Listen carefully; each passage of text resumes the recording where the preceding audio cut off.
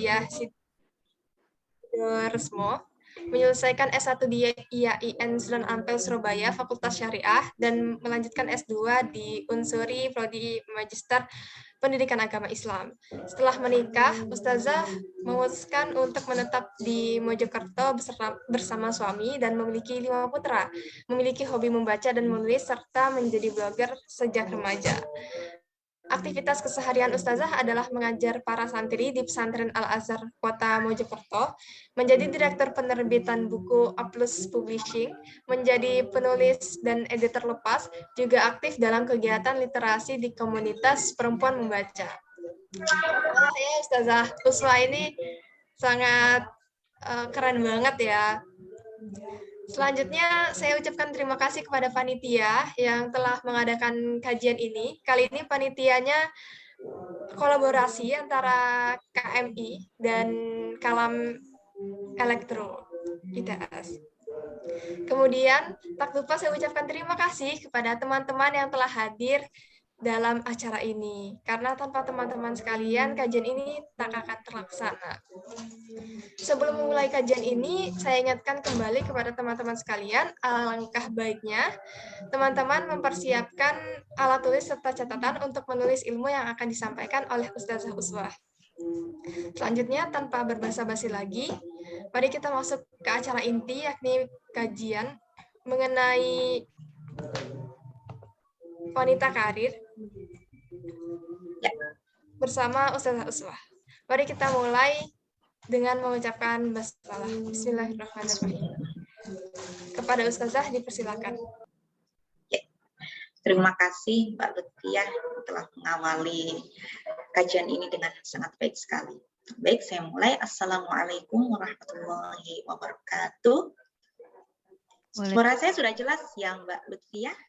Jelas Ustazah. Siap. Bismillahirrahmanirrahim. Bismillah, alhamdulillah, wassalatu wassalamu ala rasulillah, sayyidina wa maulana wa habibana wa syafi'ina wa qurrati a'yunina Muhammad sallallahu alaihi wasallam wa ala alihi wa ashabihi wa man tabi'ahum bi ihsan ila yaumiddin. Rabbi shrah li sadri wa yassir li amri wahlul 'uqdatam min lisani yafqahu qawli. Yang sangat saya hormati teman-teman, adik-adik dari keluarga Muslim Informatika, ya, Lembaga Kajian Kerohanian Teknik Informatika ITS, yang mana adik-adik ini banyak sekali yang dari teknik informatika, teknik elektro, teknik komputer, dan juga teknik biomedik ITS. Alhamdulillah kita berjumpa kembali secara virtual dalam karimah kajian rutin muslimah. Nah, kali ini saya diminta untuk memberikan tema dengan judul wanita karir. Tentu saja dalam perspektif Islam. Tentang bagaimana sih hukum menjadi wanita karir dalam Islam. Kemudian kalaupun dia menjadi wanita karir, batasan apa saja yang harus dilakukan oleh wanita karir. Baik, sebelum saya menyampaikan kajian kali ini, saya mau izin share screen, boleh ya Mbak Lutfiah? Saya tadi minta ke Mbak Hasna untuk dijadikan host, tapi kayaknya belum. Udah ya? Belum. Oh boleh, udah. Oke. Bismillahirrahmanirrahim. Shalawat serta salam senantiasa tercurahkan kepada Rasulullah SAW. Teman-teman, kali ini saya akan membahas tentang wanita karir dalam pandangan Islam. Tentunya yang kisi-kisi tadi sudah saya sampaikan tentang bagaimana sih menjadi wanita karir. Namun sebelum kita membahas tentang jauh tentang wanita karir, boleh saya izin untuk menjelaskan terlebih dahulu sebenarnya wanita karir itu apa sih? Kalau misalkan kita di masyarakat itu pasti identik wanita yang bekerja itu disebut dengan wanita karir. Tapi tidak seperti wanita pekerja lainnya. Wanita karir itu apa? Wanita karir itu sering diistilahkan dengan wanita yang bekerja di luar rumah. Nah, begitu kan. Nah, sedangkan istilah karir sendiri itu berasal dari karier gitu ya. Karir, kalau kita mempelajari ilmu biologi, karir itu artinya pembawa gitu ya, pembawa di dalam kalau kita mempelajari tentang struktur gen dan juga kromosom, ada yang namanya karir. Karir itu pembawa. Nah, menurut istilah sendiri, karir itu adalah istilah yang tidak hanya mencakup keikutsertaan pada lapangan kerja, nah ini wanita pekerja, tetapi lebih merupakan kesukaan ya atau ketertarikan atau passion pada pekerjaan upahan dalam waktu yang lama dan paling tidak mendambakan kemajuan dan peningkatan di dalam waktu tertentu. Nah, ini. Kemudian wanita karir itu sering diistilahkan dengan 3 hal, identik dengan 3 hal. Apa? Yang pertama, wanita karir itu adalah wanita yang memiliki pekerjaan dan mandiri secara finansial.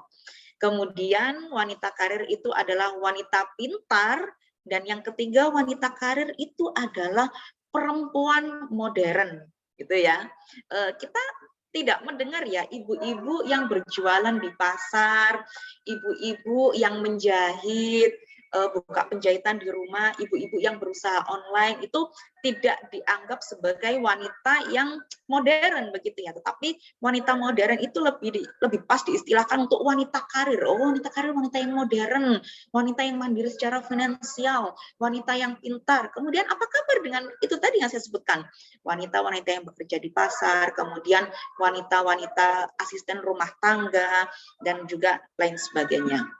Dari sini kita bisa mengambil kesimpulan bahwa wanita karir itu adalah wanita yang menekuni sesuatu atau beberapa pekerjaan, kalau menurut istilahnya tadi, yang dilandasi oleh keahlian tertentu yang dimilikinya untuk mencapai suatu kemajuan dalam hidup, pekerjaan atau jabatan. Nah, karena kita di zaman ini sudah menyempitkan, mempeorasikan makna dari wanita karir ini sebagai wanita yang mandiri secara finansial, wanita pintar, dan juga wanita modern. Sebenarnya di balik wanita karir itu juga ada wanita-wanita pekerja yang lain yang mereka tidak disebut karir gitu ya. Karena itu tadi kita mengenal istilah perempuan modern, mandiri, dan juga wanita pintar seperti itu tadi. Sebenarnya sama wanita yang bekerja itu sama dengan wanita yang berkarir. Lalu bagaimana sih alasan-alasan wanita berkarir? Kenapa sih kok sampai ada perempuan itu yang bekerja? Kok sampai ada sih wanita itu sebegitunya bekerja dengan hard work gitu ya? Apa sih sebenarnya alasan mereka? Banyak sekali ya kalau kita amati alasan-alasan wanita ini dalam berkarir. Yang pertama tentu saja karena pendidikan mereka sudah maju. Karena pendidikan itu dapat melahirkan perempuan karir dalam berbagai lapangan pekerjaan. Nah, kemajuan wanita di sektor pendidikan ini akibatnya banyak wanita yang menjadi wanita terdidik, tidak lagi merasa puas bila hanya menjalankan perannya di rumah. Kan ada tuh perempuan itu yang rasanya nggak bisa diam terus di rumah, nggak ngapa-ngapain. Beda lagi kayak kalau kaum rebahan ya. Kalau jenengan ini termasuk kaum yang mana ini? Kaum rebahan atau kaum yang suka bergerak gitu. Nah, kemudian motivasi yang lain itu terpaksa. Karena keterpaksaan itu yang menyebabkan seorang wanita akhirnya bekerja di luar, akhirnya dia berkarir di luar karena keadaan dan kebutuhan yang mendesak. Nah, karena keadaan keuangan ini tidak menentu, sementara kebutuhan itu makin membutuhkan pemenuhan sehingga dengan sendirinya ia harus bekerja di luar rumah. Yang tadi pertama pendidikan, yang kedua keadaan tertentu, yang ketiga untuk alasan ekonomis. Nah, alasan ekonomis ini apa? Ada beberapa perempuan, beberapa istri, beberapa ibu ini yang tidak suka bergantung kepada suami. Meskipun suaminya serba ada, kan ada tuh perempuan yang meskipun suaminya itu dari segi gaji besar, kemudian jabatannya juga bagus, sosialnya juga mapan, mumpuni, tetapi dia masih bekerja, dia tidak puas dengan hanya meminta kepada suami. Dia meskipun sudah dipenuhi segalanya oleh suaminya, dia itu ingin mandiri sendiri, ingin mempunyai uang sendiri, ingin bekerja, nah, seperti itu.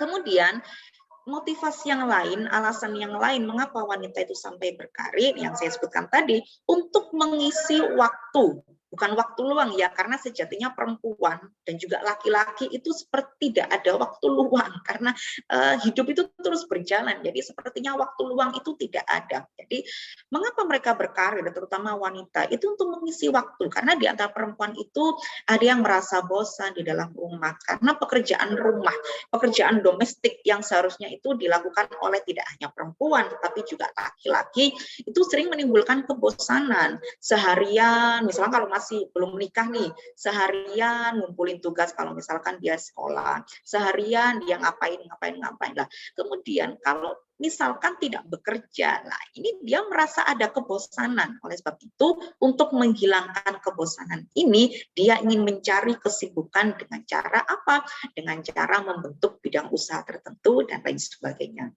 Nah, di antara alasan lain mengapa wanita sampai berkarir itu adalah karena sebagai hiburan. Jadi ada perempuan yang sudah mapan dari segala hal, memiliki suami yang juga mapan dalam segala hal, tetapi dia mempunyai kemelut yang berkepanjangan dalam keluarganya yang susah diatasi. Nah, dia memiliki inisiatif untuk bekerja sebagai apa? Untuk mencari ketenangan dan juga hiburan di dalam hidupnya, untuk mencari jalan keluar dan menyibukkan diri di luar rumah. Kemudian dengan munculnya faktor-faktor tersebut, maka semakin terbuka kesempatan bagi perempuan untuk terjun di dunia karir. Itu tadi ya alasannya, yakni pendidikan, kemudian kebutuhan, kemudian alasan ekonomis, kemudian mengisi waktu, dan juga untuk mencari ketenangan dan juga hiburan. Itu di antara motivasi atau alasan-alasan wanita berkarir. Kemudian, ikhtilaf hukum wanita berkarir. Di dalam kisi-kisi yang diberikan oleh panitia, disebutkan bahwa bagaimana sih hukum wanita yang berkarir. Tetapi saya tidak ingin membahas secara saklek ya, dengan redaksi bagaimana hukum wanita yang berkarir menurut Islam. Tetapi saya lebih mengambil beberapa hal yang itu tidak menjurus kepada satu hukum, tetapi saya menulisnya dengan ikhtilaf hukum wanita berkarir. Artinya dalam menggali hukum-hukum tentang bagaimana sih wanita berkarir ini, saya tidak mengambil satu pendapat yang memperbolehkan ataupun yang melarang, tetapi saya mengambil beberapa pendapat yang mana tentunya hukum-hukum ini tidak menjadi mana yang benar, mana yang salah, tidak seperti itu ya dalam memahami hukum agama. Itu tidak, oh yang ini benar, yang ini salah, yang itu benar, tidak seperti itu. Tetapi bagaimana kita mengumpulkan, karena fikih itu sifatnya seperti itu ya, kita mengumpulkan beberapa dalil dan juga kita merumuskan hukum tersebut dengan beberapa pandangan yang tentunya tidak meninggalkan disiplin ilmu tertentu. Makanya itu di dalam kaidah fikih disebutkan bahwa al-ijtihadu la yunqadu bil ijtihadi. Ijtihad yang satu itu tidak akan membatalkan ijtihad yang lain. Dengan seseorang mufassir misalnya, kemudian menampilkan suatu hukum, yang itu misalkan hukum menghasilkan hukum A, kemudian tidak akan menjadi batal ketika ada seorang mufassir yang merumuskan hukum dengan mengambil hukum B. Jadi ada beberapa pendapat yang ini bisa kita pakai semua. Jadi kita berdiri di atas beberapa pendapat ya. Ada pendapat yang membolehkan wanita itu untuk menjadi wanita karir, dan ada pendapat yang tidak memperbolehkan wanita itu menjadi wanita karir. Kalau misalkan teman-teman ini bertanya, ini yang benar yang mana? Sebenarnya boleh apa tidak sih? Nah, keduanya boleh, silahkan memilih paham yang mana, silahkan mengambil hukum yang mana, karena di dalam fikih ada istilah istinbat hukum. Nah, seperti yang saya katakan tadi, dalam istinbat hukum itu dua pendapat ini tidak bisa ditabrakkan, karena masing-masing dari pendapat ini memiliki dalil yang sharih atau dalil yang rojih atau dalil yang kuat. Mari kita bahas satu-satu. Ada pendapat yang melarang seorang wanita itu menjadi wanita karir. Nah, apa alasannya? Ada. Nah, menurut ulama yang berpendapat seperti ini, sebenarnya hukum karir wanita di luar rumah adalah terlarang. Nah, ini ada ulama yang tidak memperbolehkan. Alasannya apa? Karena dengan bekerja di luar rumah, maka akan banyak sekali hal yang harus ditinggalkan. Misalkan, memenuhi kebutuhannya sendiri sebagai istri atau sebagai wanita, dan juga kebutuhan suami, mengurus anak, dan juga kebutuhan mendidik anak, serta hal yang lainnya. Inilah yang menyebabkan pendapat bahwa wanita karir itu dilarang, artinya tidak boleh. Nah, padahal kewajiban-kewajiban seperti memenuhi kebutuhan sendiri dan juga suami, mengurusi dan juga mendidik anak, ini adalah kewajiban yang membutuhkan perhatian khusus. Dan pendapat ini tentu saja pendapat ulama yang mengatakan bahwa tugas laki-laki dan tugas perempuan itu seperti ini. Tugas laki-laki mencari nafkah, tugas perempuan itu ada di rumah. Dia hanya menerima nafkah dari suami. Nah, didasarkan pada dalil apa? Didasarkan pada sebuah hadis sebagaimana sabda Rasulullah, walahunna 'alaikum rizquhunna wa kiswatuhunna bil ma'ruf. Jadi hak para istri atas suami itu agar kalian atau suami memberikan nafkah kepada istri dan pakaian dengan cara yang ma'ruf. Sebenarnya pelarangan mengapa wanita ini boleh bekerja di luar itu didasarkan pada pembebanan beberapa kewajiban oleh suami. Nah, kalau di fikih klasik itu, kita mempelajari fikih-fikih klasik, sebenarnya kewajiban suami itu sangat banyak sekali. Bagaimana seorang mufassir itu menafsirkan ar-rijalu qawwamuna 'alan nisa, itu rijal itu maknanya adalah seseorang yang memiliki kekuatan yang besar untuk mengayomi yang diayominya. Dan rijal ini tidak hanya terkhususkan kepada laki-laki, tetapi juga perempuan. Artinya rijal itu tidak sekadar pembagian jenis kelamin. Rijal itu laki-laki, nisa itu perempuan, tidak. Tetapi rijal itu adalah siapapun, baik laki-laki maupun perempuan, yang memiliki kekuatan, entah itu kekuatan dari segi finansial, kekuatan dari segi sosial, ini bagaimana dia mengayomi yang diayominya. Kalau misalkan si perempuan ini memiliki kemandirian secara finansial, dia bisa disebut rijal. Tetapi kalau misalkan ada seorang laki-laki yang tidak memiliki kemandirian secara finansial dan juga secara sosial dan lain sebagainya, termasuk secara mental, maka dia bisa disebut nisa. Nah, ini adalah perbedaan tafsir. Nah, sedangkan kita kembali lagi ke penafsiran walahunna 'alaikum rizquhunna wa kiswatuhunna bil ma'ruf. Nah, pembebanan ini, pembebanan kepada laki-laki yang begitu besar, termasuk memberi nafkah kepada istri, kemudian memberikan pakaian kepada istri, tentunya dengan cara yang ma'ruf. Jadi ulama ini maksudnya melarang wanita karir itu tidak semerta-merta membuat wanita itu berada di rumah kemudian melaksanakan seambrek tugas-tugas domestik dan lain sebagainya. Tidak hanya itu, tetapi di balik pelarangan itu ada seorang laki-laki yang memang harus bekerja keras.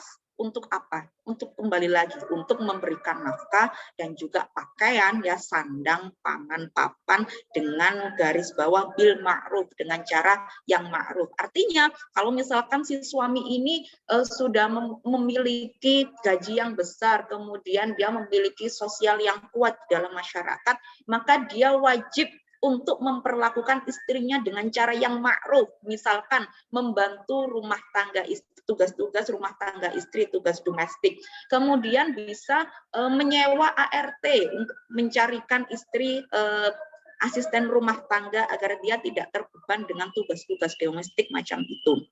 Nah, kemudian di sisi lainnya menurut pendapat ulama, wanita itu merupakan rumah dalam tanda kutip untuk mengurusi anak, mendidiknya, mempersiapkan keperluan rumah tangga, dan lainnya. Karena perempuan itu adalah madrasah al-ula. Nah, kalau dalam kita menafsirinya bukan berarti dibebankan kepada ibu semuanya, termasuk mengurusi anak, mendidik anak, mempersiapkan keperluan anak. Tapi lalu bagaimana dengan laki-laki tugasnya? Nah, kok sampai dilarang laki-laki enggak? Laki-laki justru makin berat. Tugasnya apa? Mengualitaskan rumah itu tadi, mengualitaskan perempuan ini tadi, ya, dengan tidak membebaninya dengan banyak hal, banyak pikiran dan lain sebagainya. Nah, Rasulullah Shallallahu Alaihi Wasallam menggambarkan hal ini dalam sabdanya, wal mar'atu ra'iyatun fi baiti zaujiha wa mas'ulatun an ra'iyatiha. Wanita itu adalah pemimpin di rumah suaminya. Dia adalah rumah di rumah suaminya, dan dia akan dimintai pertanggungjawaban atas apa yang dipimpinnya. Nah, begitu ya. Jadi maksud dari mengapa kok ada ulama, saya tidak mengatakan mengapa Islam melarang wanita karir, tidak. Mengapa ada ulama yang sampai melahirkan pendapat bahwa wanita ini dilarang bekerja di luar, nah, dilarang menjadi wanita karir. Karena itu tadi, karena tugasnya itu akan semakin diberatkan kepada laki-laki. Kemudian apabila laki-laki itu tidak bisa memenuhi kebutuhan dari si istrinya, maka ada suatu pendapat yang mengatakan bahwa wanita itu boleh kok menjadi wanita karir. Nah, menurut pendapat yang ini, jika memang ada sesuatu yang sangat mendesak untuk berkarir wanita di luar rumah, maka hal ini diperbolehkan. Tapi harus difahami bahwa sebuah kebutuhan yang mendesak ini harus ditentukan dengan kadarnya yang sesuai. Sebagaimana kaidah fikih yang masyhur, dan kebutuhan yang mendesak ini misalnya, satu, misalkan dalam rumah tangga itu memerlukan kebutuhan pokok yang mengharuskan wanita bekerja. Misalkan dia ditinggalkan oleh suaminya atau ditinggalkan oleh orang tuanya dan dia tidak memiliki lagi keluarga yang bisa memenuhi nafkahnya karena sakit dan lain sebagainya. Nah, sedangkan di negara ini, negara Indonesia ataupun di negara lain itu tidak semuanya itu memberikan jaminan kepada keluarga semacam mereka. Nah, sebagaimana kisah yang difirmankan Allah dalam surat Al-Qasas yang artinya, dan tatkala ia sampai di sumber air negeri Madian, ia menjumpai di sana sekumpulan orang yang sedang meminumkan ternaknya. Dan kemudian ini maksudnya Nabi Musa ya, dan kemudian ia menjumpai di belakang orang banyak itu ada dua orang perempuan yang menghambat ternaknya. Kemudian Nabiullah Musa berkata, apakah maksudmu dengan berbuat seperti itu? Nah, kedua wanita ini tadi yang mengembala ternaknya, kambingnya itu menjawab, kami tidak dapat meminumkan ternak kami sebelum pengembala itu memulangkannya, sedangkan bapak kami adalah orang tua yang telah lanjut usianya. Ini menggambarkan bahwa perempuan itu loh boleh kok bekerja, boleh kok berada di luar rumah. Dengan syarat apa? Dengan syarat itu tadi, dia benar-benar tidak ada yang menafkahi dirinya sendiri, baik orang tuanya, kalau dalam kasus ini kan orang tuanya sudah tua. Sudah tua, kemudian dia harus mengembala kambing-kambing untuk kelanjutan kehidupannya, perekonomiannya. Kemudian contoh lain, sesuai dengan kaidah fikih yang masyhur, kebutuhan yang mendesak yang sampai membolehkan wanita itu berkarir itu apa? Karena tenaga wanita itu dibutuhkan oleh masyarakat dan pekerjaan tersebut bisa dilakukan oleh laki-laki. Banyak loh contohnya. Contohnya apa? Seperti contohnya seseorang yang membantu kelahiran. Karena saya melihat banyak sekali ya pasangan suami istri yang ketika istrinya hamil itu yang suami itu pasti mencari dokter kandungan yang kalau bisa dokternya itu adalah perempuan gitu kan. Kemudian kalau misalkan anaknya ngaji, anaknya perempuan, itu cari guru ngaji yang juga perempuan. Nah, cari guru, cari yang perempuan sama perempuan lah. Ini kan lucu ketika seorang laki-laki hanya ingin segala hal yang sifatnya seperti itu dilakukan oleh perempuan atau wanita. Kemudian dia di dalam keluarganya sendiri melarang anaknya sekolah tinggi. Kamu nggak usah jadi dokter, ntar kamu kembalinya ke sumur, ke kasur, ke dapur. Kan lucu yang seperti itu. Sedangkan tenaga-tenaga tersebut sangat dibutuhkan di dalam masyarakat. Kalau zaman dulu kan ada orang yang membantu kelahiran, dukun bayi. Nah, kalau zaman sekarang apa? Bidan, dokter kandungan, dan lain sebagainya. Kemudian ada juga pada saat itu, pada zaman dahulu ya, ada wanita yang mengkhitankan anak-anak wanita. Kalau sekarang kan khitan tidak boleh. Kalau zaman dahulu itu masih masyhur sekali, dan di beberapa wilayah, di beberapa daerah itu masih kental sekali tentang khitan wanita. Di rumah saya pun, di tempat saya tinggal di Surabaya itu, di desa saya itu masih sangat masyhur sekali khitan untuk wanita. Yang saya itu tentu saja saya tidak setuju, karena zaman dulu ada, sampai sekarang ada di beberapa daerah tertentu. Nah, kemudian pada zaman ini bisa ditambahkan dokter wanita, spesialis kandungan, kemudian perawat saat bersalin, tenaga pengajar yang khusus mengajar wanita, dan sebagainya. Nah, di antara pekerja wanita itu ada pada zaman Rasulullah adalah seperti yang diriwayatkan oleh Anas bin Malik, bahwa Rasulullah berperang bersama Ummu Sulaim dan beberapa wanita Ansor. Maka mereka memberi minum dan mengobati orang yang terluka. Ini menunjukkan bahwa pada zaman dahulu itu wanita tidak dibatasi untuk bekerja di luar. Lalu bagaimana? Apakah pada zaman sekarang, mengapa kok kita semakin mundur? Kalau misalkan ada seseorang yang menganggap bahwa wanita tidak boleh berkarir di luar, wanita cuma di rumah saja, mengurus anak-anak saja. Lah, ini kan berkebalikan dengan pada zaman Rasulullah yang itu ratusan tahun yang lalu. Kita lebih baik berpikir secara modern gitu ya. Saat ini karena kita hidup di zaman yang mana pria dan wanita itu sama-sama bekerja. Para wanita itu memperluas dunia pengabdiannya, tidak hanya memegang peran domestik sebagai ibu di dalam rumah tangga, tapi juga memegang peran publik di tengah masyarakat dengan berbagai fungsi dan juga jabatan. Nah, lalu bagaimana sih agar wanita yang bekerja di luar rumah ini sekaligus bisa mengurus keluarga, juga mengatur waktunya dengan baik? Nah, ini pertanyaan besar kalau misalkan ada seseorang yang mengikuti pendapat bahwa wanita itu boleh berkarir, boleh bekerja di luar, boleh mencari uang, boleh lain sebagainya. Nah, batasannya itu sudah ada sejak zaman dulu ya, wanita karir itu sudah ada sejak zaman dahulu. Pada masa Rasulullah seperti yang saya sampaikan tadi, ada Ummu Sulaim yang membantu untuk menjadi perawat ketika perang. Kemudian istri Rasulullah sendiri, Ummul Mukminin Siti Khadijah radhiyallahu anha, beliau terkenal sebagai wanita pebisnis yang sukses dan terus melanjutkan bisnisnya setelah menjadi istri Rasulullah. Di sini kita bisa paham bahwa seorang istri Nabi sekalipun itu punya kesempatan untuk keluar rumah dan mengurus bisnisnya, bahkan meski telah memiliki anak. Sebab sejarah mencatat bahwa Nyai Khadijah itu dikaruniai putra dan putri yang banyak dari Rasulullah SAW. Nah, kemudian setelah peninggalan Nyai Khadijah, Rasulullah beristrikan Nyai Aisyah radhiyallahu anha, yang kita tahu bahwa Nyai Aisyah itu adalah perawi hadis, terutama yang berkaitan dengan syariat Islam, terutamanya fikih wanita. Wanita ini kita tahu bagaimana hukum haid, bagaimana hukum istihadah, bagaimana hukum ketika berjima dengan suami, yang itu hukum-hukum yang tidak mungkin saru ditanyakan oleh orang lain, dan kita bisa tahu semua hukum-hukum itu dari siapa? Dari Nyai Aisyah.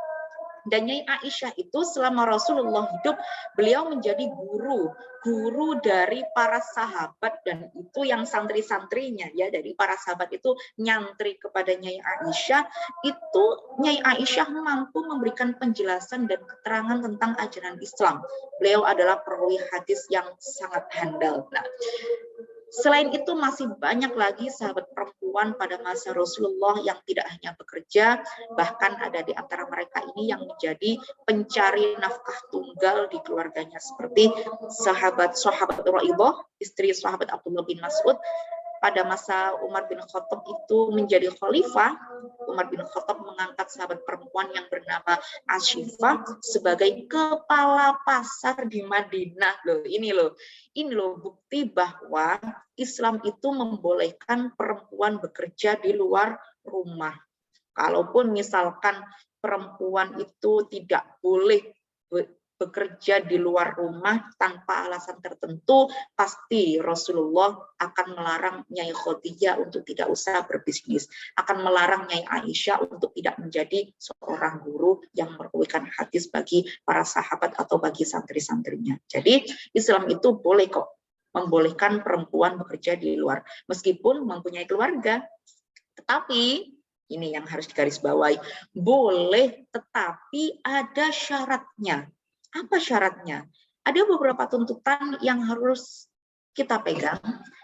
Yang pertama adalah perempuan yang berkarir di luar rumah ini harus bekerja sama dengan laki-laki kalau misalkan di dalam komunitasnya itu ada laki-laki, ataupun kalau misalkan dia itu sudah mempunyai suami, dia harus bisa bekerja sama dengan laki-laki.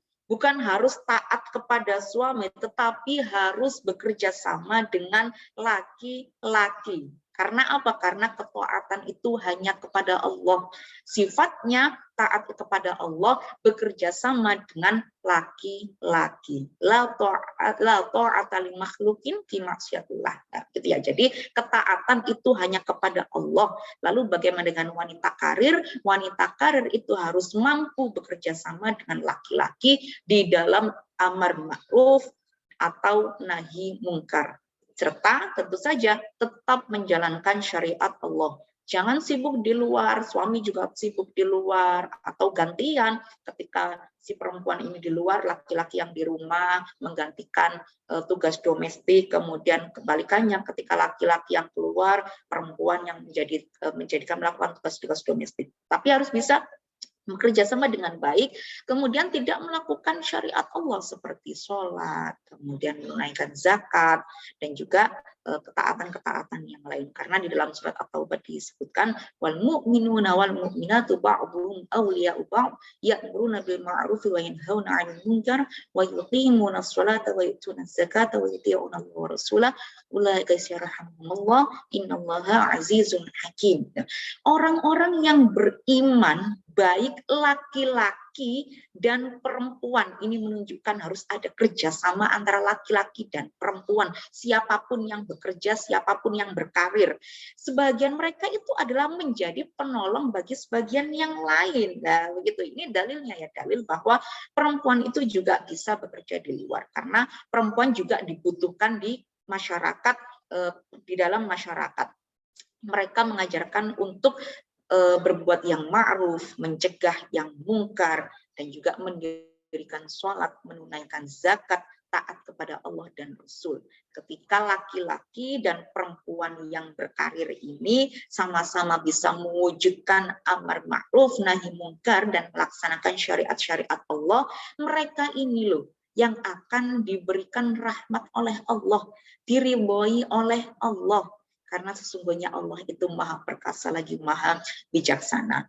Nah, kemudian batasan yang harus diperhatikan selain bekerja sama yang baik antara laki-laki dan perempuan dalam amar ma'ruf nahi mungkar adalah laki-laki yang beriman dan perempuan yang beriman itu mesti bekerja sama baik di dalam rumah tangga maupun di dalam ruang kerja.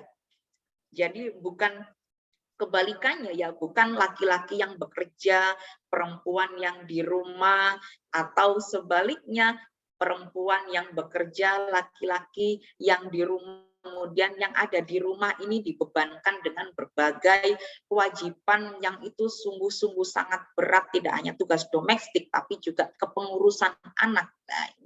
Nah ini harus bisa bekerja sama dengan baik. Nah, kemudian, mohon maaf, saya salah baca ini. Ini tadi bahasan yang pertama. Yang kedua adalah laki-laki dan perempuan, ini yang penting ketika bekerja maupun di dalam rumah perlu menjaga diri.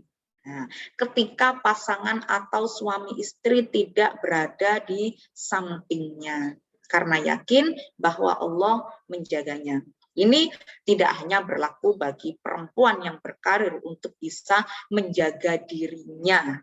Nah, dari beberapa hal yang dilarang oleh Allah. Seperti apa? Seperti perselingkuhan. Kalau berkholwat bagaimana? Campur laki-laki dan perempuan, tidak apa-apa. Karena kita bekerja kita tidak bisa memungkiri bahwa kita tidak akan bertemu dengan lain jenis, itu tidak mungkin. Kita pasti ketika kita di luar rumah itu kita bertemu dengan lain jenis, itu tidak apa-apa. Yang terpenting apa? Batasannya itu bagaimana sih? Ya batasannya itu tadi, harus bisa menjaga diri kita ketika pasangan atau suami istri tidak berada di sampingnya. Laki-laki ketika bekerja di luar rumah, ketika dia berkarir di luar rumah, dia juga harus bisa menjaga dirinya karena istrinya tidak di sampingnya. Menjaga dirinya dari apa? Dari zina mata, zina hati, dan segalanya. Laki-laki harus bisa ghaddul basar, menundukkan pandangannya ketika dia berada di luar rumah. Dia harus ingat ada anak dan istrinya di rumah. Begitu juga dengan perempuan ketika berkarir di luar, karena itu pasti akan ketemu dengan banyak laki-laki, kemudian berkomunikasi dengan lawan jenis, itu tetap boleh, tapi dengan batasan harus bisa menjaga dirinya. Kalau misalkan laki-laki itu ada yang namanya ghaddul basar atau menundukkan pandangan dengan tujuan hifdzul furuj atau menjaga agar tidak melakukan zina, perempuan juga begitu, harus muru'ah, harus ifah, harus menjaga kehormatannya sebagai istri, sebagai seorang perempuan dengan tidak melakukan perbuatan-perbuatan yang mengarah kepada zina. Karena perselingkuhan itu tidak hanya terjadi di luar rumah, seperti yang saya katakan, di dalam itu juga terjadi perselingkuhan karena zaman sekarang ada handphone, begitu kan, ada chatting dengan lain jenis, tapi itu tidak akan terjadi, perselingkuhan tidak akan terjadi dengan sebab bekerja di luar, selama kita bisa menahan diri kita, menjaga diri kita, karena kita tahu laki-laki dan perempuan yang bekerja ketika kembali ke rumah tidak boleh melupakan kodratnya sebagai orang tua maupun sebagai suami atau istri. Nah, seperti itu. Jangan sampai bekerja di luar, kemudian setelah pulang ke rumah tapi hatinya, pikirannya, oh tadi ada yang cakep nih di tempat kerja tadi, kepikiran sampai terbawa terus dicari sosmednya dan lain-lain sebagainya. Nah, ini pentingnya untuk ghaddul basar, pentingnya kita untuk bisa muru'ah, pentingnya kita untuk berifah dan lain sebagainya. Tadi ya, batasan yang harus diperhatikan untuk wanita karir, dan ini tidak hanya berlaku untuk wanita karir, tapi juga pria karir. Nggak ada ya istilah pria karir ya. Adanya wanita karir, itu tadi karena ada 3 label yang saya katakan di awal tadi, bahwa perempuan yang mandiri secara finansial, perempuan cerdas, dan juga perempuan yang bekerja di luar, ini disebut wanita karir. Sebenarnya karir itu kan hanya orang yang bekerja, yang memiliki karir di luar rumah.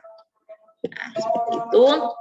Nah, mudah-mudahan wanita yang berkarir itu tidak jauh beda seperti laki-laki yang berkarir, tetap bisa menjaga diri dan menjadi hamba Allah serta menjadi khalifah fil ardi yang baik. Memang istri atau suami tidak ada di samping kita ketika kita bekerja di luar rumah atau di dalam rumah sekalipun. Tetapi kita harus tahu bahwa kita harus menjaga diri karena kita memiliki ketaatan kepada Allah sebagai khalifah fil ardh. Baik, pemaparannya, apabila ada yang ditanyakan atau yang kurang jelas terkait hukum yang dipaparkan, bisa ditanyakan kembali. Saya kembalikan kepada Mbak Host, Mbak Lutfiah, mohon maaf kalau kepanjangan. Assalamualaikum warahmatullahi wabarakatuh. Waalaikumsalam warahmatullahi wabarakatuh. Terima kasih banyak Ustazah Uswah atas pemakarannya yang luar biasa sekali ya teman-teman. Oke, karena pemaparannya sudah selesai, mungkin kita buka sesi tanya jawab ya. Bagi teman-teman yang mungkin mau bertanya, silakan raise hand ataupun menuliskan pertanyaannya di kolom komentar, biar dibantu dibacakan. Sebelumnya saya mau tanya nih kepada teman-teman, tadi kan ada 2 hukum ya, hukum yang membolehkan wanita itu berkarir di luar, ada yang tidak membolehkan wanita berkarir di luar. Kan ada teman-teman yang ada di kubu, ada dua kubu ini. Ada kubu yang membolehkan dan juga ada kubu yang melarang. Kalaupun misalkan teman-teman tidak berada di dua kubu ini, maka saya berharap teman-teman ini menjadi kubu yang tidak menyalahkan satu sama lain, begitu ya. Jadi kalau misalkan ada teman yang di kubu boleh perempuan berkarir, tidak dengan menghina atau mengatakan yang buruk-buruk terhadap wanita yang tidak berkarir. Atau sebaliknya, kalau misalkan di kubu perempuan yang tidak berkarir di rumah saja, saya harap tidak ada yang menyalahkan wanita yang bekerja di luar, karena semuanya itu semua ibu, intinya kan biasanya wanita karir diidentifikkan dengan seorang perempuan yang sudah berkeluarga, begitu kan. Saya berharap semuanya menganggap bahwa semua wanita itu baik, semua ibu itu baik, ibu yang tinggal di rumah itu baik, ibu yang bekerja di luar rumah itu baik, semua ibu itu baik karena menginginkan kebaikan untuk keluarganya dengan batasan-batasan yang itu tadi lah. Teman-teman sendiri ini ada di kubu mana nih? Kubu yang di rumah aja wes enak nerima ini kucuran dana dari suami, atau sebaliknya enggak aku orangnya ini enggak bukan kaum rebahan, aku maunya bekerja sendiri, menghasilkan uang sendiri, aku maunya mandiri lah. Teman-teman boleh dong kita, ini ada Mbak Rani, Mbak Zahro, ada Mbak Roya, Mbak Putri, dan Mbak Asna dan lain sebagainya. Mereka di kubu mana nih? Ayo angkat suara dong. Penasaran. Kalau saya sendiri ya, saya sendiri kan kondisional sama nih kayak jawabannya ini. Kayak Mbak Nurul Izzati. Sama, saya tidak berada di kubu yang membolehkan atau yang melarang karena saya kadang kerja di luar, kadang kerja di dalam. Yang lainnya dong.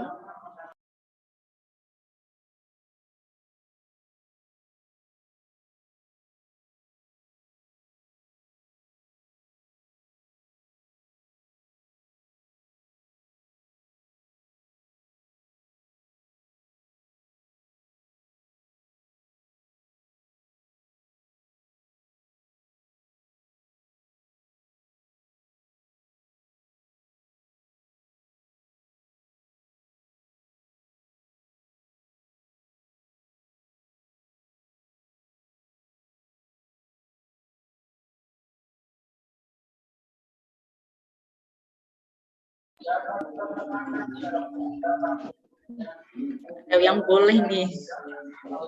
Kenapa nih ambil ini pendapat yang membolehkan? Apakah Putri Ayunda ini juga bekerja di luar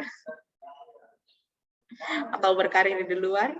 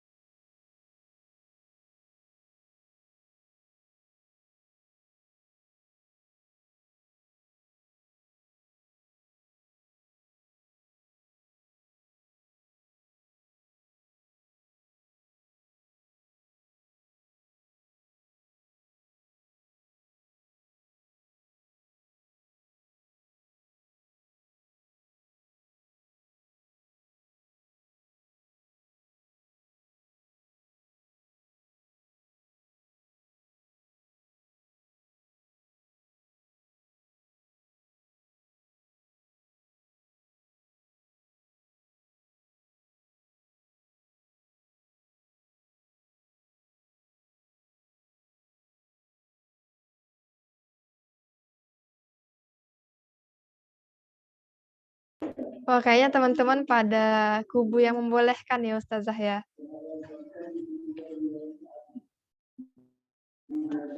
Iya, kebanyakan ini kubu yang membolehkan.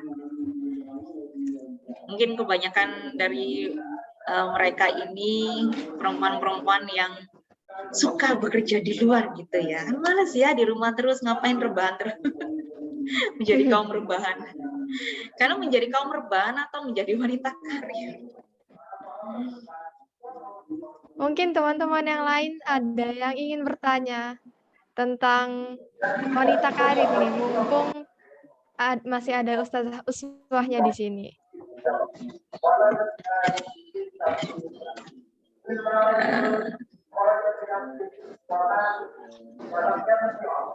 Mungkin ini bisa untuk yang kubu-kubu tadi. Kubu yang boleh dengan tidak menganggap bahwa wanita yang memilih untuk berada di rumah adalah kubu yang salah gitu ya. Boleh. Sah-sah saja.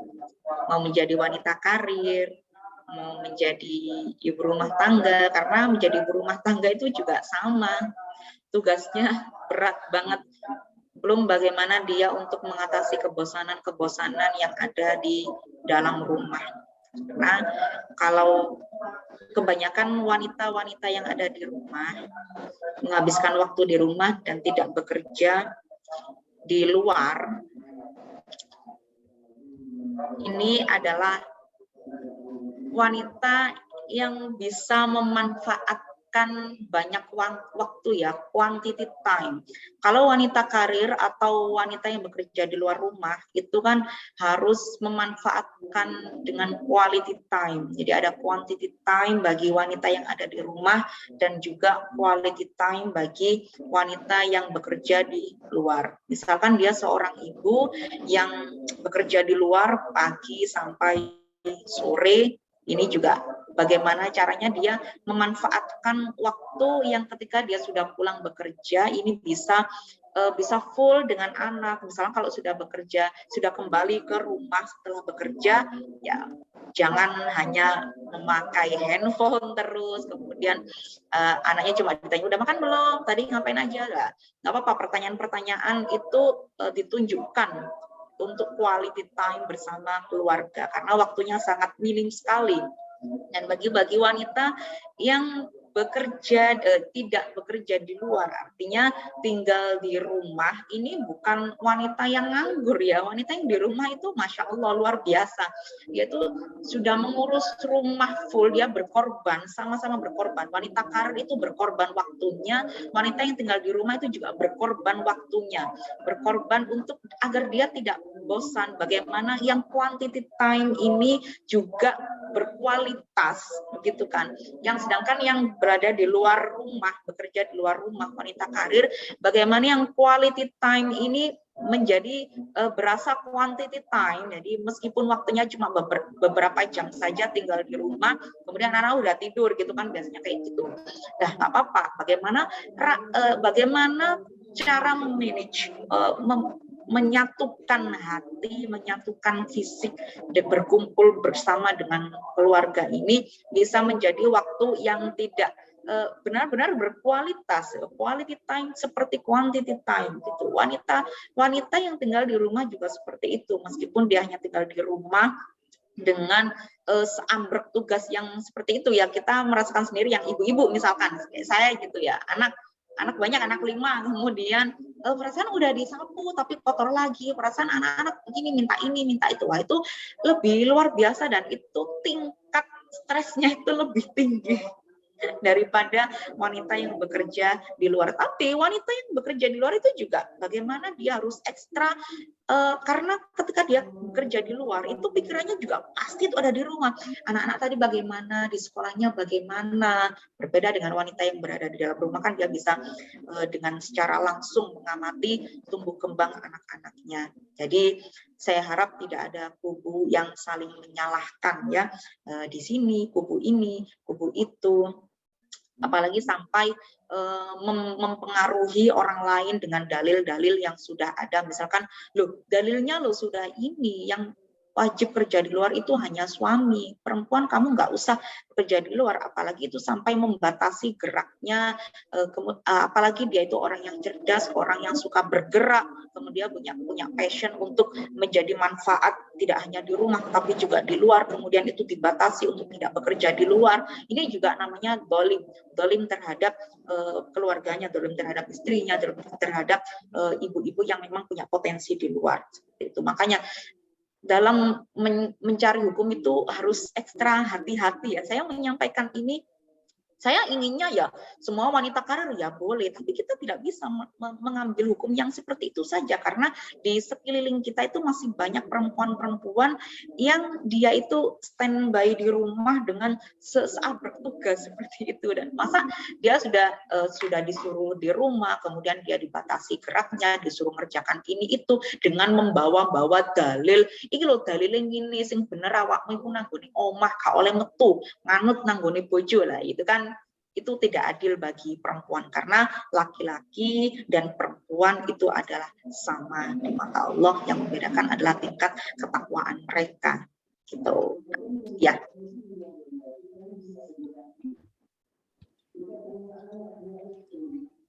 Iya, Ustazah. Ustazah, mungkin saya izin nanya, apakah boleh, Ustazah? Ya boleh, silahkan. Jangan susah. Saya lihat di sini kan ada 2 pendapat gitu, yang melarang sama yang membolehkan. Terus yang membolehkan ini, menurut pendapat ini jika ada sesuatu yang sangat mendesak untuk berkarir maka dibolehkan ya. Kalau misalnya nggak mendesak itu apakah diperbolehkan juga atau gimana, Ya, Ustazah? ya, terima kasih Mbak Lutfia.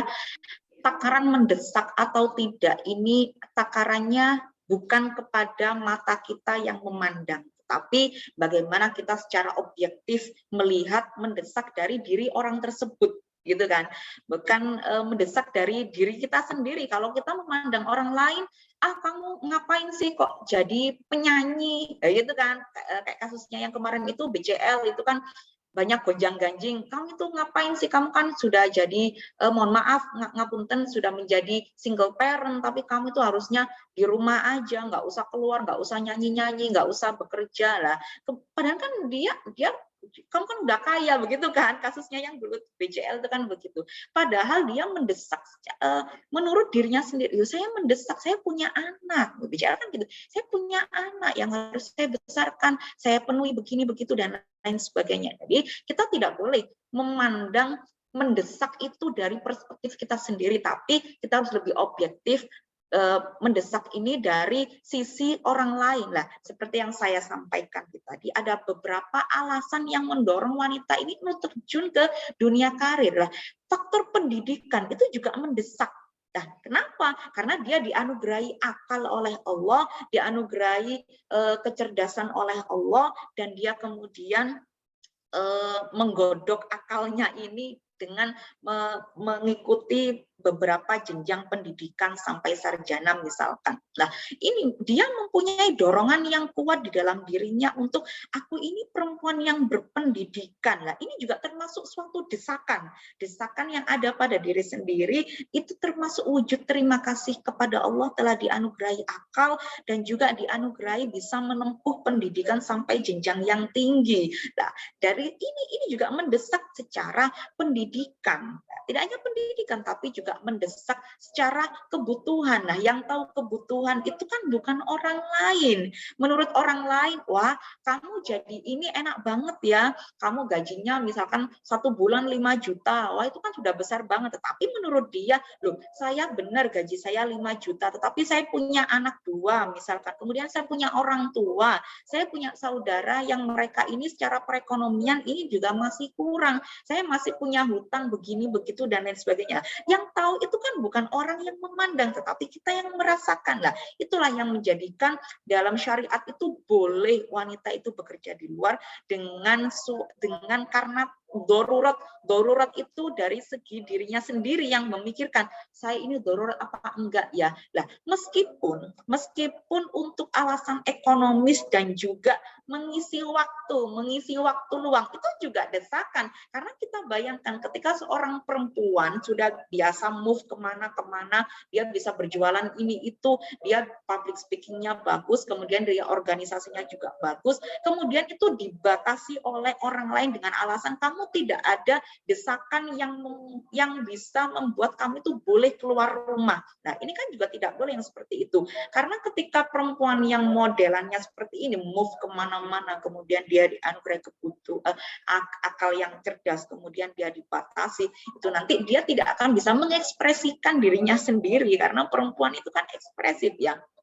Dia terbiasa untuk mengisi waktu luang karena dia bosan di rumah lah. Kalau misalkan dia terbiasa bekerja di luar, kemudian meskipun alasannya cuma hobi, dia bekerja di luar karena hobi, menurut orang lain itu kan bukan kebutuhan mendesak. Misalkan seperti itu.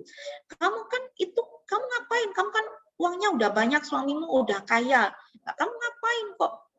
Itu kebutuhan yang mendesak, karena kalau misalkan aku tidak bekerja di luar, itu akan mengganggu psikisnya lah. Kebutuhan passion kita dan juga kebutuhan psikis kita akan suka bekerja, itu juga termasuk dalam kebutuhan yang mendesak, dengan kita harus menilai secara objektif itu tadi. Nah, mengembangkan bakat itu juga termasuk kebutuhan yang mendesak. Bayangkan kamu sudah dianugerahi bakat, kemudian tidak dimanfaatkan, tidak dikembangkan, loh, ini sama dengan menghina Tuhan ini. Kayak gitu ya. Kamu diberikan bakat, kamu bisa memahamkan orang lain dalam ilmu matematika. Kemudian udah aku nggak mau karena aku nggak begitu mendesak kebutuhanku, aku duit udah banyak gitu kan. Kemudian dia nggak mau ngajar orang lain lah. Ini kan sayang sekali karena bakat itu tidak dimanfaatkan dengan semaksimal mungkin. Nah, itu yang dinamakan kebutuhan yang mendesak yang menyebabkan seorang perempuan ini boleh untuk terjun ke dunia karir. Seperti itu Mbak Lutfia, apakah memahamkan? Oh iya, sudah tercerahkan sudah. Terima kasih. Ya, ya, objektif.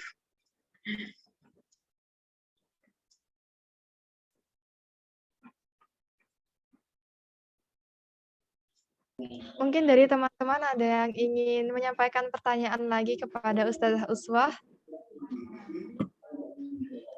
Kalau misalnya ada, dipersilakan untuk raise hand, ataupun kalau tidak bisa menyampaikan secara lisan, mungkin bisa ditulis di kolom chat.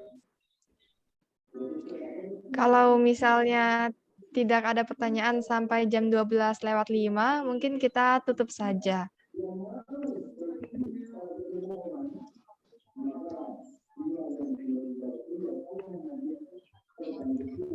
Saya ingin bertanya, boleh, Ustazah? Silakan, Monggo. Mbak Nurul. Sebenarnya pertanyaan anu aja sih, kayak kan banyak ya Ustazah. Maksudnya kayak kalau sudah menikah itu mungkin kayak yang suami itu tidak memperbolehkan istrinya untuk kerja, itu mungkin karena kadang itu egonya, mungkin karena istri pendidikan mungkin lebih tinggi dari suami dan lain-lain gitu. Tapi kan kita kan sebenarnya dalam Islam disuruh untuk mengikuti suami ya Ustazah. Terus itu maksudnya memahamkan suaminya supaya bisa, ya gimana ya agak mengerti gitu loh, kalau istri bekerja itu boleh dan bukan nggak malah bikin egonya dia dan harga dirinya dia jadi rendah, kayak gimana ya Ustazah? Ya, terima kasih Mbak Nurul Izati pertanyaannya. Ini yang sering dikeluhkan oleh teman-teman, bagaimana jika di dalam suatu rumah tangga itu sang istri itu karirnya moncer gitu kan. Kemudian akhirnya suami tidak hanya begitu, misalkan sama-sama, misalkan mereka berdua suami istri ini sama-sama bekerja, kemudian kemudian si laki-laki ini atau suaminya melarang istrinya untuk bekerja, untuk lebih fokus dalam pengurusan rumah tangga. Sebenarnya memang yang seperti itu, laki-laki yang seperti itu tumbuh oleh pikiran-pikiran yang patriarkis ya, yang menganggap bahwa wanita itu di rumah saja, kemudian wanita tidak boleh bekerja, apalagi jika seorang suami itu sepertinya sangat tersinggung sekali apabila dari si istrinya ini pendidikannya lebih tinggi, kemudian finansialnya lebih memadai dan lain sebagainya. Lalu kita kembalikan pada apakah dulu dia tidak ketika memilih istri, itu kan pasti dia juga memilih dan juga memilah. Makanya di dalam Islam itu ada konsep kafaah, jadi sepupu itu maksudnya yang kaya dapat kaya, kemudian anaknya raja dapat anaknya raja, kemudian suku ini dapat suku ini, tidak. Konsep sepupu itu maksudnya adalah kamu bisa nggak menerima apapun yang terjadi terhadap pasanganmu untuk bisa melaksanakan, mewujudkan pernikahan yang sakinah, mawaddah, dan rohmah. Ini yang menjadikan konsep kafaah atau sekufu. Kamu mau nggak? Karena dalam Al-Quran orang baik untuk orang baik. Apakah berarti kalau aku orang yang nggak baik, aku cari yang jelek aja? Tidak seperti itu. Tapi bagaimana kedua orang ini yang menjadi suami dan juga istri mampu mewujudkan rumah tangga yang sakinah, mawaddah, dan juga rohmah serta amanah. Nah, kemudian jika ada kasus yang seperti itu, kita kembalikan lagi bahwa komunikasi itu memang yang terpenting di dalam melaksanakan melakukan bahtera rumah tangga. Nah, komunikasikan dengan baik karena tidak ada yang tidak bisa dibicarakan dengan baik-baik. Kan. Tidak perlu nyolot satu sama lain, mempertahankan atau benar satu sama lain, karena sesuatu itu jika dikomunikasikan dengan baik itu akan menjadikan baik-baik saja kedua hati ini. Tapi itu tadi, sebelum berkomunikasi kita harus memiliki waktu yang kita rasa itu pas untuk akan kita komunikasikan. Misalkan seorang istri yang sudah lama tidak bekerja karena faktor dia mempunyai anak masih bayi, kemudian dia tidak boleh bekerja oleh suaminya, dan pasti rindu bekerja, itu pasti dia bosan di rumah, bosan ngurus anak-anak saja, terutama ibu-ibu yang rentan mengalami baby blues atau PPD ya, postpartum depression, itu karena ya dia berada di rumah saja tanpa dukungan oleh suami. Makanya itu kita harus komunikasikan dengan baik, kita cari waktu yang pas untuk bisa mengomunikasikan. Kemudian jangan kita menunjukkan kelebihan kita terlebih dahulu ketika kita akan berkomunikasi. Kita harus sejajar, misalkan suami sejajarnya bagaimana berkomunikasinya dengan istri. Kita pakai yang seperti itu. Misalkan si istri ini sangat cerdas sekali, misalkan dia S2, dia ke S3, kemudian ingin menjadi dosen, sedangkan suaminya hanya sampai jenjang S1 atau S2 atau di bawah istrinya. Kita juga harus bagaimana mengomunikasikan, aku ini, jangan bilang, aku ini S3, aku harus begini. Ya, seperti itu komunikasi. Tapi bagaimana komunikasi itu menyejajarkan. Jadi hatinya tidak jauh meskipun komunikasinya berdekatan antara suami dan juga istri. Bagaimana kita menata. Dari itu kembali lagi kepada ilmu yang mengomunikasikan segalanya kepada suami, itu ada ilmunya tersendiri. Kita sampaikan dengan baik-baik, aku ingin ini, bagaimana menurutmu? Kemudian ketika suami melarang, coba minta solusi yang terbaik, tapi aku begini mas, bagaimana mas ya? Nah, ini kita menjadi istri itu seakan-akan kita itu sangat butuh oleh fatwa suami. Ya, begitu. Jadi sampai saya mengatakan itu fatwa suami, karena kita ya itu tadi bagaimana mengomunikasikan itu dengan baik. Jadi kita tidak di atas kemudian suami di bawah, suami di atas kita di bawah, tidak seperti itu, tapi sejajar, komunikasi yang itu searah dan tidak berat sebelah. Karena ini ilmu yang memang butuh tahunan ya untuk bisa mengomunikasikan dengan baik, bahkan pernikahan yang sampai puluhan tahun kemudian terjadi perceraian itu karena tidak ada komunikasi yang searah, tidak ada komunikasi yang sepadan. Boleh kamu secara karir kamu lebih tinggi daripada suami, tetapi ketika menjadi suami dan istri itu tidak ada suami di atas, istri di bawah, istri di atas, suami di bawah, tetapi seimbang, sejajar. Ketika mengomunikasikan juga memakai ilmu itu, ilmu yang sejajar.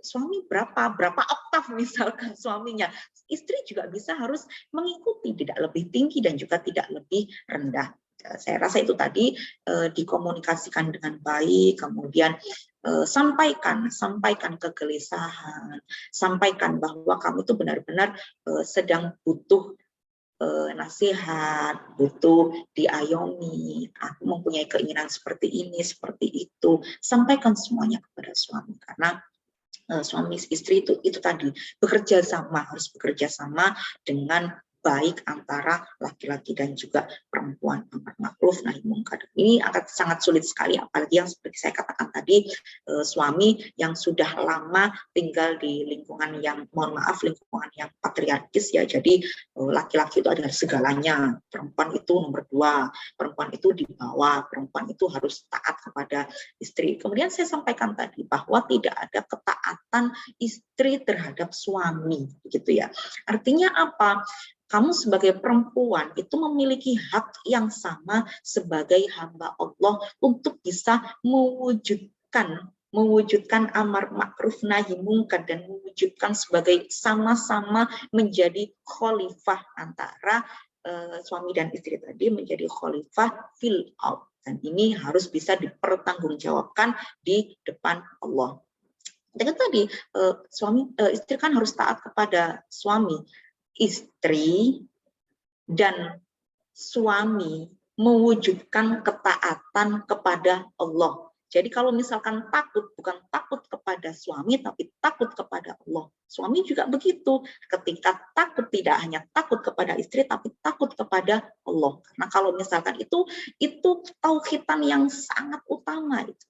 Ya, yang harus kita dengungkan terus menerus. Jadi bukan istri taat kepada suami, tapi mewujudkan ketaatan di hadapan Allah, mewujudkan sakinah mawaddah warahmah lillah, karena Allah. Karena kalau semuanya sudah karena Allah, itu insya Allah tidak akan ada perdebatan yang panjang tentang tugas suami, tugas istri, hak suami. Sudah tidak ada lagi yang namanya perselingkuhan ketika mereka sama-sama taat kepada Allah. Jadi istri bukan taat kepada suami, tidak berani selingkuh karena taat kepada suami, tidak berani selingkuh karena taat kepada Allah. Suami juga begitu, tidak berani selingkuh dengan wanita selain istrinya, itu tadi ya, dengan wanita lain.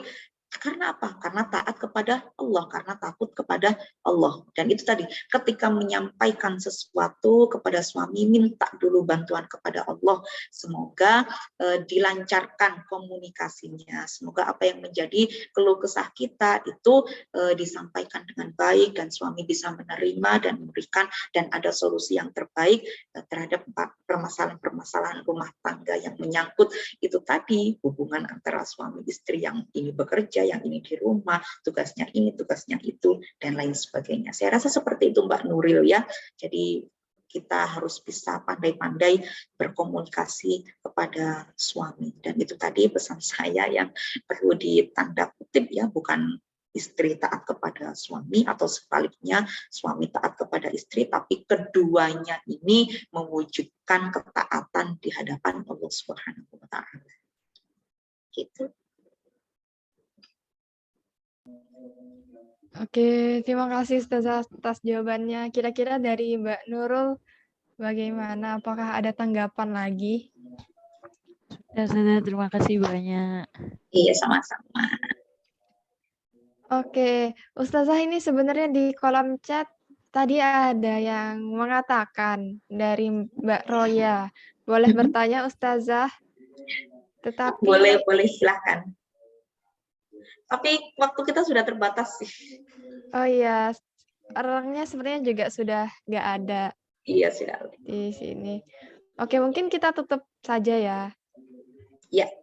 Baik, terima kasih banyak Ustazah Uswah Mari kita tutup pertemuan kali ini dengan membaca lafaz hamdalah dan doa kafaratul majlis. Alhamdulillahirabbil alamin. Subhanakallahumma bihamdika asyhadu an la ilaha illa anta astaghfiruka wa atubu ilaik. Mungkin saya izin menyampaikan rangkuman tadi dari materi yang disampaikan. Jadi hari ini kita sudah membahas wanita karir dari sudut pandang Islami. Ada beberapa motivasi yang mendorong wanita untuk terjun di dunia karir, diantaranya pendidikan, terpaksa oleh keadaan, alasan ekonomis, mengisi waktu, mencari ketenangan dan hiburan, mengembangkan bakat. Dan juga tadi kita sudah membahas ikhtilaf hukum wanita karir. Jadi ada ulama yang melarang dan juga ada ulama yang memperbolehkan menjadi wanita karir. Dan dua pendapat ini tidak bisa kita tabrakkan.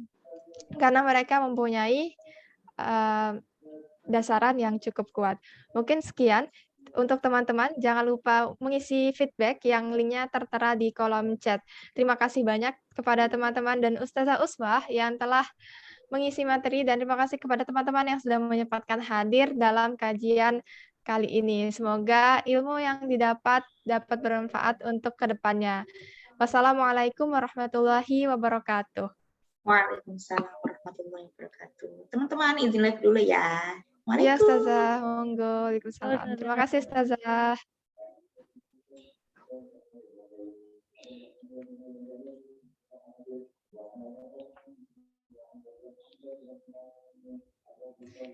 Diingatkan kembali, jangan lupa mengisi feedback ya, teman-teman. Agar harapannya dari sini kita bisa mengembangkan kajian ini semakin lebih baik lagi.